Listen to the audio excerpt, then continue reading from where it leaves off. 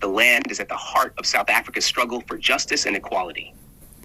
It represents more than just property. It's tied to identity, survival, and dignity for indigenous communities who were stripped of it during colonization and apartheid.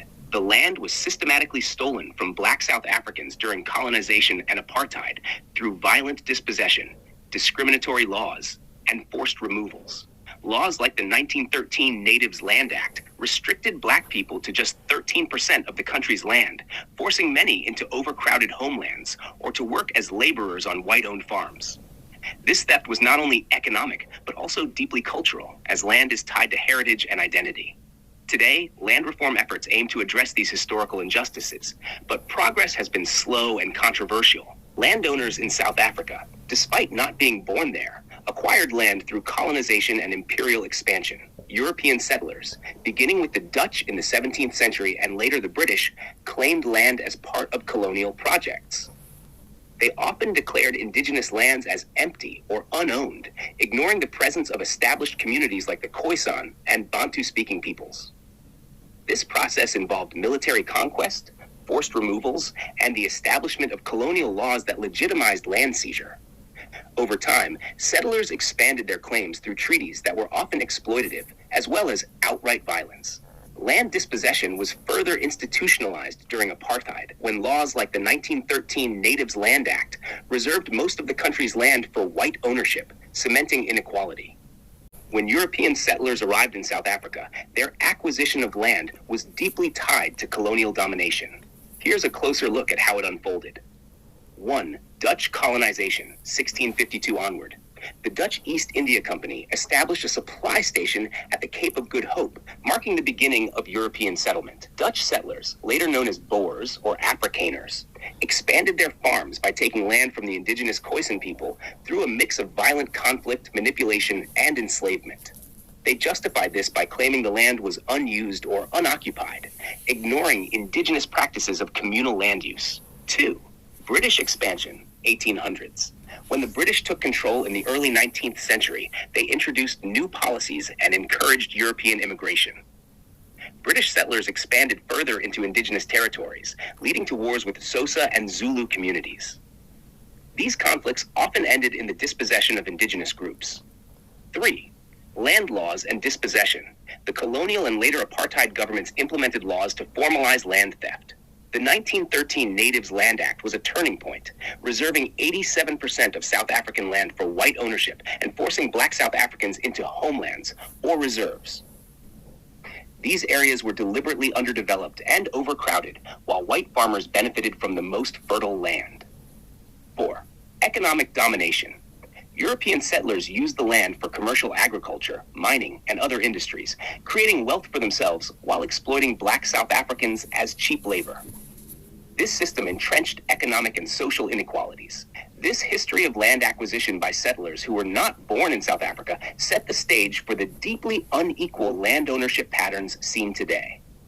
Efforts to address this, like land reform and restitution programs, are attempts to undo the legacy of dispossession, though challenges remain.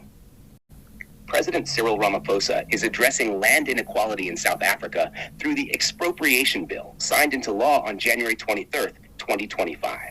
This legislation allows the government to expropriate land without compensation in certain cases, aiming to redistribute land to those previously dispossessed. The bill replaces the Apartheid-era Expropriation Act of 1975 and is part of broader land reform efforts to rectify historical injustices. However, the policy has sparked international criticism, including threats from former U.S. President Donald Trump to cut funding to South Africa over the land reforms. President Cyril Ramaphosa's approach to addressing land inequality in South Africa focuses on balancing the need for redress with economic stability. Here's an overview of his key efforts. 1. Expropriation Bill, 2025.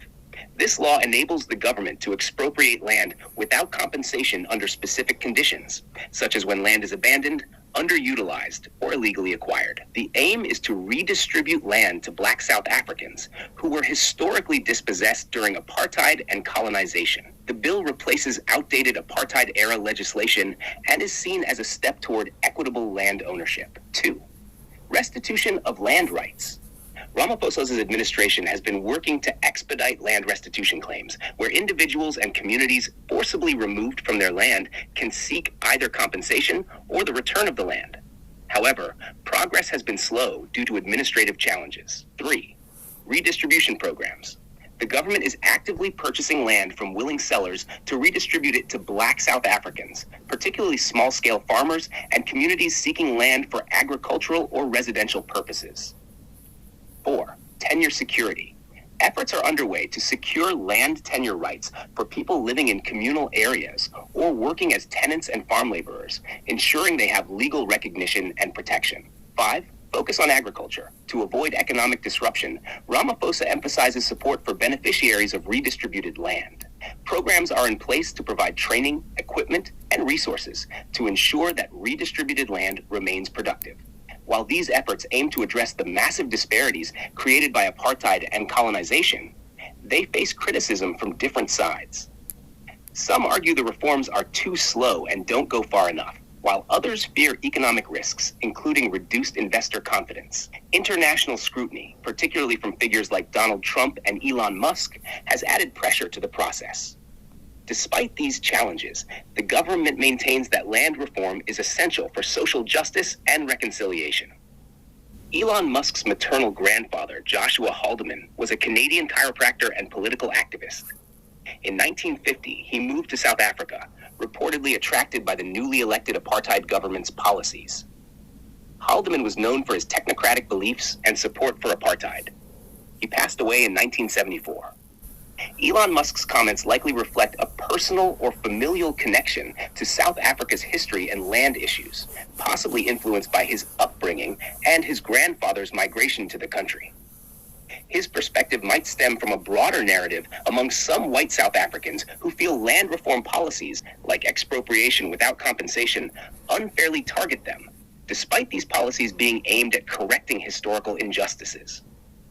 That said, it's important to note that the government's land reform efforts focus on addressing the dispossession and systemic inequalities that Black South Africans endured during colonization and apartheid. Musk's comments highlight the ongoing tensions in South Africa's journey toward reconciliation and equity. President Donald Trump has threatened to cut all U.S. funding to South Africa over its new land expropriation law, which allows the government to seize land without compensation. In response, President Cyril Ramaphosa stated that South Africa will not be intimidated and emphasized the country's sovereignty. Elon Musk has expressed concerns about South Africa's land expropriation policies, suggesting they may unfairly target white landowners. In response, President Cyril Ramaphosa emphasized that the country's land reform efforts aim to address historical injustices and are not intended to discriminate against any group. Elon Musk's comments likely reflect his belief that the land expropriation policies, especially those involving the potential to seize land without compensation, disproportionately affect white South Africans. He seems to view these policies as a form of racial discrimination, as they could impact white landowners who have legally acquired their property, regardless of the historical context.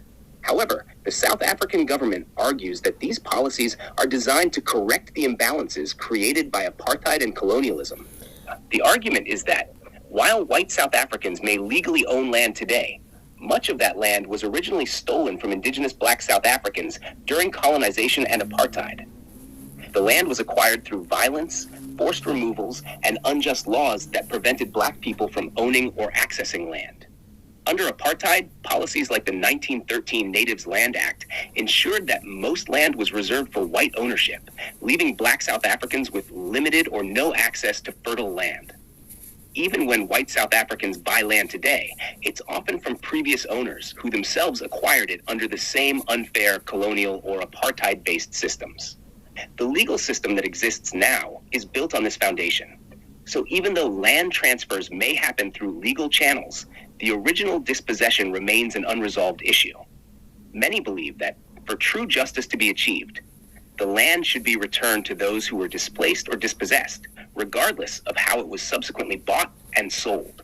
This is why the South African government has implemented land reform policies to address the historical theft and ensure that land is redistributed more equitably. However, It's a difficult process because it involves navigating legal and economic complexities built on decades of injustice. If you enjoyed the video, please give it a thumbs up, subscribe for more content, and leave a comment below.